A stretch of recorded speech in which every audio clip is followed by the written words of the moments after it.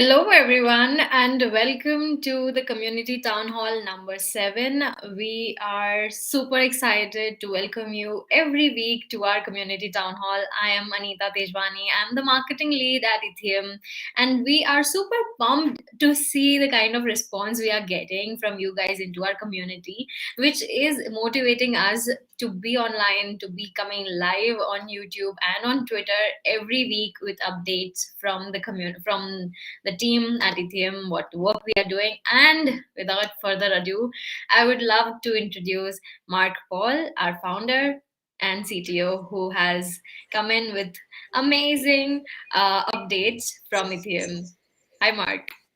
Hi, Anita. Thanks for that. Thanks for the intro. And hi, everybody. Welcome to our seventh town hall, I believe it is. So we've Yes. been doing this 7 weeks consecutively, and we're coming to you with live updates. So super exciting. I'm going to take the screen, Anita, and then we'll bring you back at the end Sure. for the community questions. Thank you, Mark. So, hi again, everybody, and welcome to our community town hall. My name is Mark Paul. I'm the founder of Itheum. I'm going to give you guys a quick update on what's been happening since the last week that we gave you an update. Then I'm going to do a live demo of a feature which is quite key to Itheum, and then we're going to go straight into community questions. So the first update we have is around ambassador program again. We are pleased to announce that we have recruited the first batch of ambassadors. We've onboarded them. We had our first ambassador meeting yesterday, and it was amazing. Like the energy levels with our first group of ambassadors was so high, and we really loved it. And Yeah, so for you ambassadors who are watching, you are now part of the Itheum team. Welcome on board.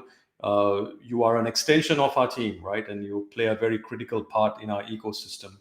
So we wish you the best. We are here to support you guys and girls. And yeah, welcome and thanks for joining us on this journey. For those of you who couldn't make the first cut of ambassadors, like we said, we're going to only continue to grow our ambassador team. And we will, as we are announcing the next round of ambassadors, we will let you know. And for those of you who have applied, we will first look at your applications before we go and get more applications. So thank you for all your interest. We're always humbled by the amount of support that we've been getting. So thank you so much for that. The next update for you guys is that we actually started recruiting core team members. So we have put up a careers page and we have started recruiting some roles. Initially, they're very tech-heavy roles as we aim to build some of the core features that we've designed, mainly around the NFMe, non-fungible me avatar, personal data-backed avatar. So we are started building this. And we are targeting it at a gaming and a guild use case. So if there are any developers out there, stay tuned. What we're going to do is we'll put up some new job descriptions on our careers page, and then we'll announce it on Telegram, Discord, and we really hope you guys apply. The tech stack, you've got to be familiar with EVM and non-EVM because we are multi-chain, but the specifics of the tech stack, we will let you know. If you're interested in gaming data, guild data, this role is for you because this is we're working with some really exciting data innovation. So stay tuned, guys. For the next few updates, I'm going to share my screen.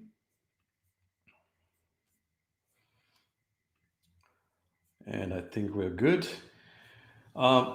Okay, so the first update is yesterday, Itheum had the opportunity to present at the Design Thinking Hackathon 2022.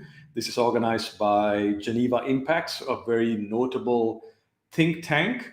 And what they do is they look at how you can use sustainable technology to make the world a better place.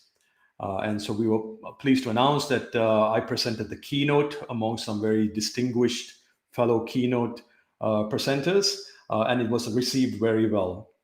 So this hackathon is in fact still going. We have our second day today, and then the final day that's happening tomorrow. So this is actually quite an exciting thing for us because our work is being recognized not just in Web3, but in the real world, in the mainstream world, who kind of see what Etheum's doing in the area of trying to unlock data for the social good. And it was so exciting for us to be able to present this at this hackathon. So this was a slide deck that we presented. I'm not going to go through this deck, but what we would do is we would make it available at some point. And I think once the video is out as well of us presenting at the hackathon, we will present this slide deck and we'll share the video as well. Cool. So for the next bit of update, I'm going to use this opportunity to deep dive into one of our technology stacks. So if you look at our deck, Etheum's mission could be summarized in this slide. If you look at Web 2, well, the goal of Web 2 is to collect everything about a person without their knowledge.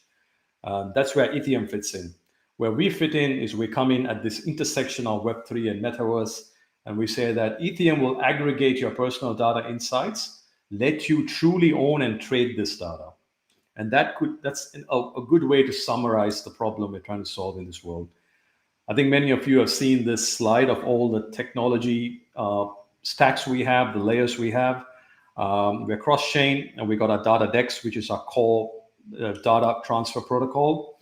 And then we have NFMe, our non-fungible me avatars. But there's one area here that we don't really dive into, and I think we have to do that today. And that is our data CAT. CAT stands for Collection and Analytics Technology. So data collection and analytics technology. For those of you who are familiar with what it does, it plays a very critical role in this ecosystem that we are creating, right? And that is that it acts as the Web 2 to Web 3 bridge of highly structured, outcome-oriented personal data. Without the data CAT, you're going to just have really powerful technology, but no data flowing in. So the data CAT is very, very critical. And the data CAT is made up of an SDK as well as data adapters and storage that is centralized and decentralized for your data. So let's kind of dive into this data CAT, right? So think of it as an SDK for third parties to build advanced white label data collection and analytics technology. So white label is very crucial there, because what it is that people could actually brand it as their own. And this makes it very attractive, not just for Web3 people, but for small to medium businesses in Web2 who could use this technology, white label it as their product, and in turn seed us with data, really valuable data. So the goal is, this is the gateway for the data, which is then bridged into Web3 and into our data DEX, which then enables for you to claim ownership of that data and then trade it peer-to-peer. And then our data metaverse, which is our identity product that's backed by the personal data. This is the NFMe concept that we are very excited about. That is the ultimate product that's going to be backed by your personal data. So if you can see what's happening here, we are actually building the entire pipeline from the collection of really good data to the bridge to the main world, to ownership of your data, and then the actual retail product in the form of NFMe that's powered by your personal data. So the data CAT is very advanced. It's been in development for over 2 years. Many people don't know, but Itheum has been in stealth mode for over 3 years. And 6 months ago is when we actually started talking about it. So it's been in development for quite a long time. It allows you to build automated scheduled data collection. And you can actually ingest data from various data adapters, from Telegram, Discord, on-chain via Covalent, off-chain via APIs. It's modular plug-and-play analytics engine, so you can actually build this form of graphs and analytics on top of this platform and the apps built on this platform. It's got built-in user portals and manager portals. It's got a built-in education system, and it's got a built-in user engagement system. And I'll very quickly show you how all this comes together. As I was saying, we've been working on this for a long time. We've already have use cases in health. There's an app called the Red Heart Challenge that's been built on it.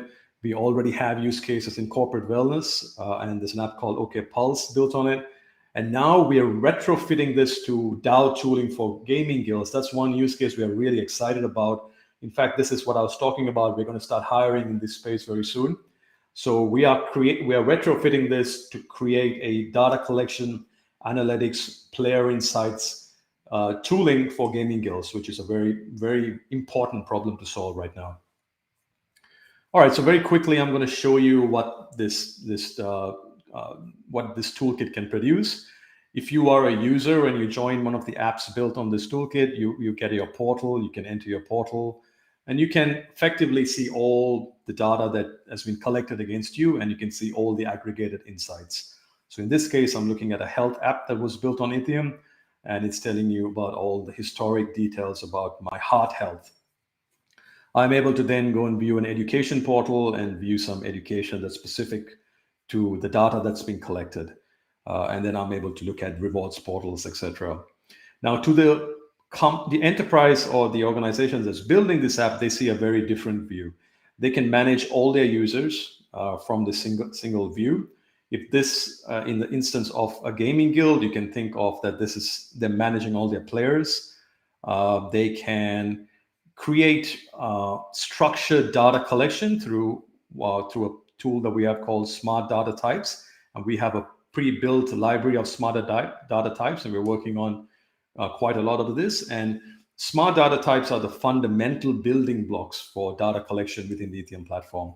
So they talk about what kind of data you can collect, how you can collect it. In this case, it will be collected via a Telegram chatbot or a Facebook Messenger chatbot. It's got built-in analytics, all modular, as I was explaining. It's got built-in visualizations.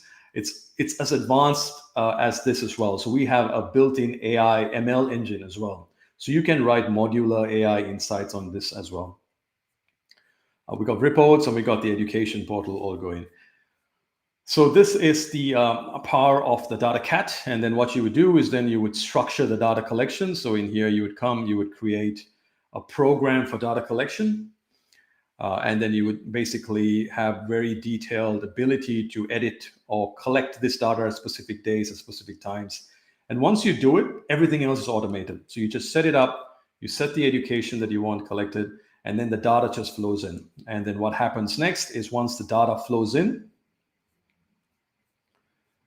you can enter our data decks. As you guys, most of you guys and girls have probably already used the data decks. You can enter the data decks, the data flows in here, you claim your data, you mint your data NFTs, you trade your data, and eventually you roll up your data into NFMEs and you can own your data avatars. So that's what I wanted to kind of highlight, the importance of the data cat. And you're going to hear more and more about this, as this is kind of how we get mainstream adoption, where people build apps on the Ethereum platform. And then you and me, as people who join these apps, can claim ownership of the data, trade it, and eventually have our NFME avatars backed by this real personal data. So that's my update for today. I'm going to stop sharing the screen and I'm going to bring in Anita for some Q&A. Hey Mark, thank you so much for these updates. I'm sure they have, built some curiosity into the into the community to check it out and maybe try out all of these and use the tools. Okay, so moving on to the Q&A. We have, as usual, as every town hall we have it. We have three questions today, which we have brought from the community themselves. So I'll just go ahead with the first one, Mark.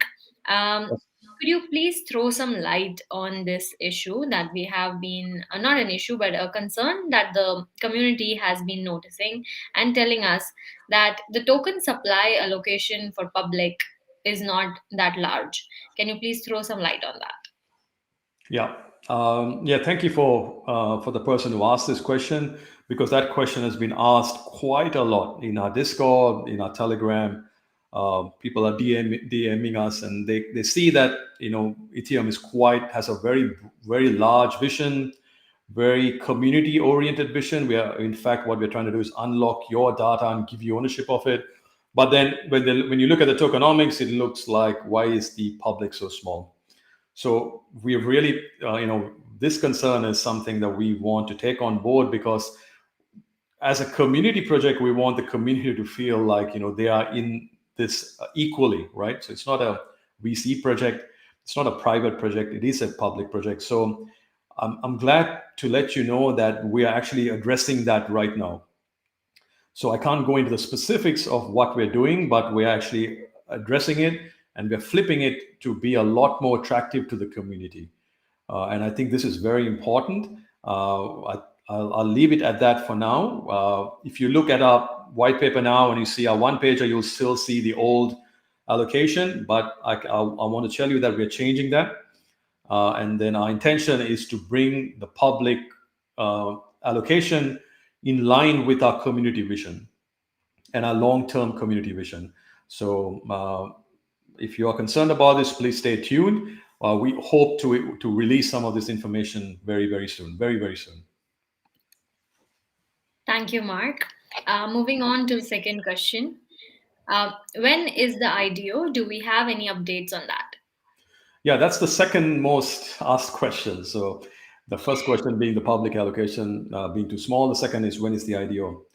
IDO is still as planned. So we had planned it for March. We're still working very hard on the launch pad that we're finalizing on. Again, we cannot disclose anything, but as soon as we are able to, we will share it. But as we are not changing our plan, IDO is still scheduled for March. If there's any change to this, as always, we talk to you once a week on these town halls, but we announce it much quicker on Telegram. So just follow us on Telegram. But as far as we are concerned, we're not changing any plan. Well, the reason we're not announcing a date right now is because of the launchpad discussions that are going on right now. Thank you, Mark. Moving on to the last and the third and the last question. Well, what is your vision of Ethereum for the next 5 years? I really like this question. So I would say I think I've mentioned this a few times. Ethereum is a 50-year project minimum, right? Because what we are trying to do is put in this core user personal data infrastructure at this key point in time when people are talking about Web3 and metaverse. We're seeing enterprises coming into Web3. We're putting in this fundamental key architecture, infrastructure, data protocol. So our intention is to then be around for 50 years minimum, right? Just like the awesome tech companies that we use today have been around for 30, 40 years. So the vision of Ethereum is as such, right? We're creating the fundamental now, first principles, right? How do we bring personal data from Web 2 into Web 3? And notice that our focus area is personal data, not just any form of data, right? I'm not talking about sensor data, weather data. There are other protocols that are doing that. I know, let them do that. We are focused on personal data and the unique challenges and opportunities that come by unlocking personal data. So we're putting first principles in place now. How do we create structured, outcome-oriented ingestion of personal data? So that's the data cat that I was talking about is one way. Data adapters is another way. How do you harvest data and bring it in? The second part of that is how do you make people seamlessly claim ownership of their data? That's the data decks. I think you guys have used that. And how do you tokenize data with data NFTs, data packs? I think you guys have used that too. And the final piece to this puzzle is how do you just take all of this innovation and make it mainstream? How do you make everybody want to participate? And that is our data metaverse layer, right? That's NFMe, the fundamentally key product there. So I think what we're doing right now and what you guys can see is that we're putting in the first principles very quickly, right? Not just white paper. We show you guys live demos of everything we're doing. And that's because we've been building this for over 2.5, 3 years in stealth. So we have these fundamental first principles in place. And then in the next 5 years, where we want to be, right, is that every human on earth, very ambitious, every human on earth will own your own NFMe. You don't have to buy it. It's not like one of these profile picture NFTs where you got to shell out thousands of dollars. You are entitled to one, and you will own an NFMe, and your NFMe is going to be backed by your real data, your real personal data, your real personal identity. And as we enter metaverse in 5 years' time, metaverse is going to be a mainstream word. You are able to take your identity into the metaverse, and Ethereum aims to be that core protocol that can do all of this. but we're not being naive. We are doing it very structured, very outcome oriented, and first principles. But our goals and visions are 5 years. Everybody owns your identity, backed by your real personal data, and Itheum becomes the data protocol for Web3 and the metaverse. Well, thank you so much, Mark. This was a very detailed and clear, crisp example and explanation for the question that was asked. I'm sure it has satisfied the community in terms of understanding more about Ethereum and the NFMe concept into the metaverse. Looking at the vision, I am sure it is a very very long term vision. So I would love for all of our viewers, all of our community members to stay with us for that long. It is a journey that we are all into as a family. So, let's rock that. And I think that's all for today's, community town hall number 7. And we are really happy to be here with you guys. Yep, thank you everybody. And yeah, as always, if you have any questions, reach us on Discord and Telegram. And yeah, we're here for you guys if to answer your questions. Have a good week, and we'll see you next week. Yep. Thank Thank you. you. Bye bye.